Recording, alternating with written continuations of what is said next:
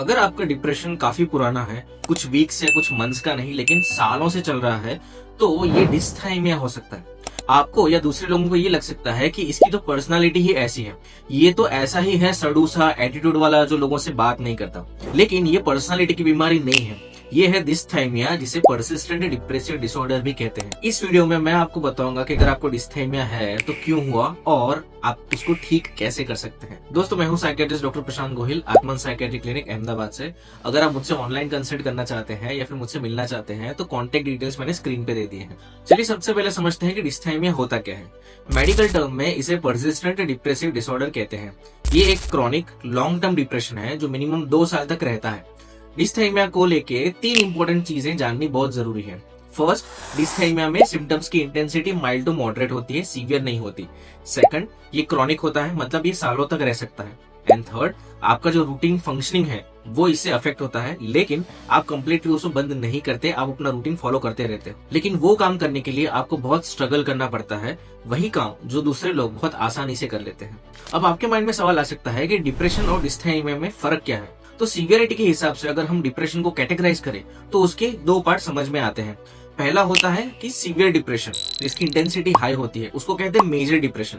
और एक होता है परसिस्टेंट डिप्रेशन, जो क्रॉनिक होता है लेकिन उसकी इंटेंसिटी माइल्ड होती है, तो वो होता है डिस्थाइमिया। मेजर डिप्रेशन में सिम्टम्स सीवियर होते हैं, डिस्थाइमिया में माइल्ड टू मॉडरेट होते हैं। मेजर डिप्रेशन 2 हफ्ते से लेकर 6 महीने तक टिका रह सकता है, जबकि डिस्थाइमिया 2 साल से ज्यादा रहता है।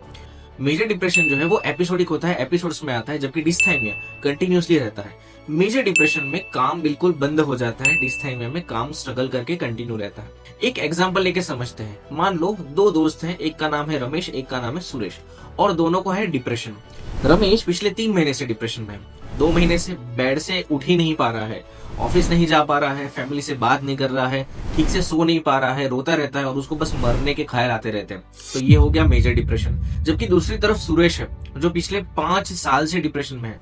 वो डेली ऑफिस जाता है, फैमिली की रिस्पॉन्सिबिलिटी लेता है, लेकिन कुछ एंजॉय नहीं कर पा रहा, किसी चीज में उसको इंटरेस्ट नहीं रहा। फ्रेंड्स के साथ भी अब उसको इतनी एंजॉयमेंट नहीं फील होती जिससे पहले होती थी। उसकी एनर्जी हमेशा लो रहती है, कोई भी टास्क करने के लिए खुद को बहुत वो पुश करता रहता है। सिंपल तरीके से समझो तो वो बस सर्वाइव किया जा रहा है जैसे तैसे। तो ये हो गया डिस्थाइमिया। मैंने अपने बहुत से पेशेंट से सुना है कि डॉक्टर मुझे याद भी नहीं कि लास्ट टाइम मैं कब खुश हुआ था, 10 साल से बस ऐसे ही जी रहा हूँ। DSM-5 के क्राइटेरिया के अकॉर्डिंग डिस्थाइमिया को डायग्नोस करने के लिए कम से कम 2 साल डिप्रेस्ड मूड होना चाहिए एडल्ट्स में, और अगर बच्चों की बात है तो 1 साल तक की ड्यूरेशन होना चाहिए, और बीच में 2 महीने से ज्यादा सिम्टम फ्री पीरियड नहीं होना चाहिए, मतलब सिम्टम्स का परसिस्टेंट होना जरूरी है टू डायग्नोस डिस्थाइमिया। अब थोड़ा डिस्थाइमिया के सिम्टम्स को समझते हैं। मेन सिम्टम है depressed mood most of the day, almost every day. Plus in symptoms में से कम 2 सिम्टम्स होना जरूरी है। भूख कम या ज्यादा लगना, वेट लॉस या वेट गेन, नींद कम आना या ज्यादा आना, लो सेल्फ एस्टीम और feeling worthless, difficulty in concentration and feeling hopeless. अब सेल्फ असेसमेंट के लिए मैं आपको कुछ सवाल पूछूंगा, अच्छे से सोच के खुद को आंसर करिए। क्या पिछले 2 साल से ज्यादा टाइम से लगातार आप सैड या एम्प्टी फील कर रहे हैं? क्या ये फीलिंग ऑलमोस्ट हर रोज होती है? क्या आपको लगता है कि ये मैं हमेशा से ऐसा ही था या फिर अब मेरा कुछ हो नहीं सकता? क्या आपको हर काम स्ट्रगल करके करना पड़ता है? क्या लोग आपसे पूछते हैं कि यार तुम हमेशा इतने उदास क्यों रहते हो? अगर इन सवालों के जवाब हाँ है तो समझ लीजिए कि आपको डिस्थाइमिया है। अब आप पूछोगे कि डॉक्टर क्या एक मरीज में मेजर डिप्रेशन और डिस्थाइमिया एक साथ हो सकता है या नहीं हो सकता? तो इसका आंसर है यस, हो सकता है। डिस्थाइमिया के साथ दूसरा एक बहुत इंपॉर्टेंट कॉन्सेप्ट है जिसे कहते हैं डबल डिप्रेशन।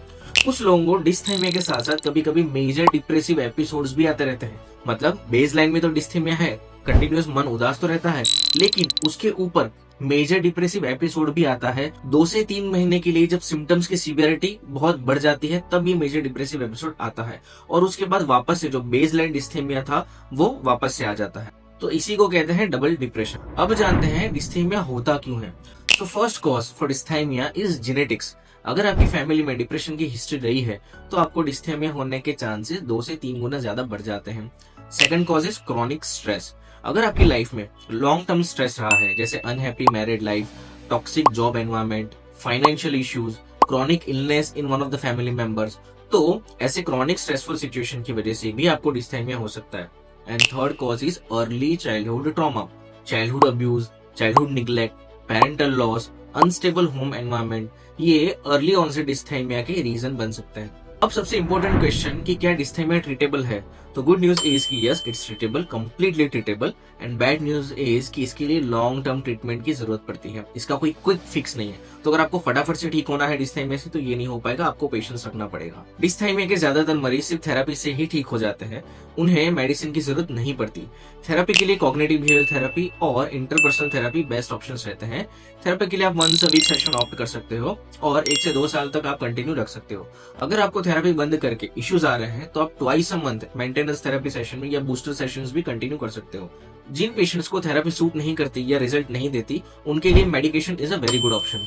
जिनको डबल डिप्रेशन है तो उनके लिए भी मेडिसिन मस्ट हो जाती है। मेडिसिन का भी ड्यूरेशन 1 से 2 साल तक रह सकता है, कुछ केसेस में लाइफ टाइम भी लेनी पड़ सकती है। एंटी डिप्रेशन दवाइयां जैसे SSRI और SNRI ग्रुप की जो मेडिसिन होती है तो ज्यादातर डॉक्टर्स इन मेडिसिन को प्रिस्क्राइब करते हैं। इसमें ढेर सारी दवाई की जरूरत नहीं पड़ती, कोई एक बेस्ट मेडिसिन चूज कर लो और डेली सिंगल डोज आपके लिए काफी रहेगा।